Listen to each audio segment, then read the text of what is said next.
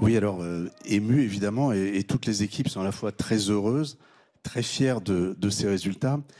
Mais je vais vous dire, Sophie, moi je suis très fier des équipes de Généton, je suis très admiratif des équipes de Généton, parce que non seulement ce sont 220 experts de pointe, mais ce sont aussi des chercheurs qui sont déterminés, qui sont volontaires.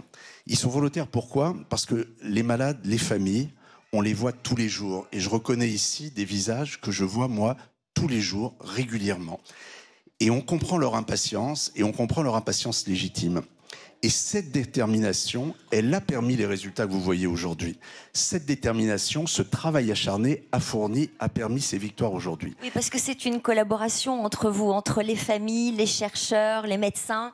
Absolument, c'est une collaboration, et puis tous ceux qui, c'est également le soutien de tous ceux qui nous regardent, de tous ceux qui ont permis ces recherches, qui est extrêmement important.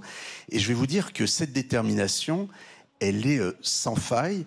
Elle est sans faille pour continuer, parce que la thérapie génique, ça marche. La thérapie génique, ça sauve des vies. Hein. Armand l'a dit, voilà, il a dit, s'il n'avait pas été traité, il ne serait pas là aujourd'hui. C'est 3500 enfants comme Yoraïma qui ont reçu ce traitement pour Atteint de la même spinale, maladie. qui ont reçu le même traitement. Et cette détermination, elle est sans faille, parce qu'on sait qu'on peut vaincre, on sait qu'on peut avancer, et on sait qu'on peut apporter des traitements pour de nouvelles maladies et pour des malades qui aujourd'hui n'en ont pas. Et ça, c'est fondamental. Regardez cette image de ces deux petits garçons qui jouent ensemble, de ces deux petits garçons sauvés grâce à vous.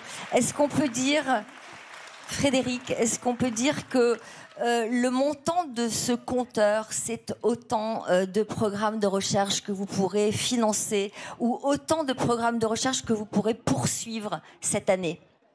Mais c'est fondamental, c'est fondamental. Si on veut continuer, il y a aujourd'hui 95% des maladies rares, donc 95% des maladies rares qui n'ont pas de traitement.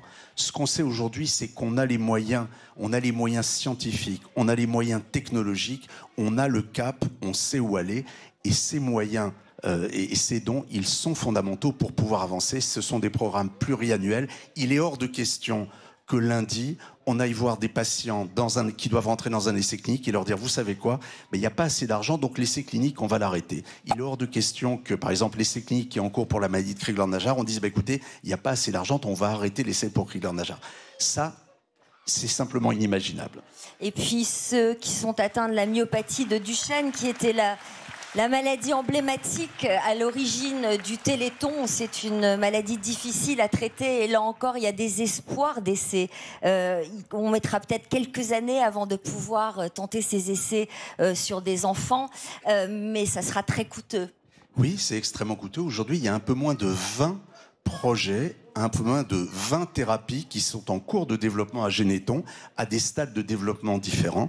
Et si on veut avancer sur celle-là et sur d'autres, parce que je peux vous dire qu'on a beaucoup d'idées et on a énormément de projets, il est fondamental qu'on ait les moyens pour le faire. Je vous ai eu au téléphone juste avant le Téléthon, et vous me disiez que vous étiez ému parce que c'est la première année où on a autant de malades atteints de maladies différentes sur ce plateau qui sont traités grâce aux dons des Français.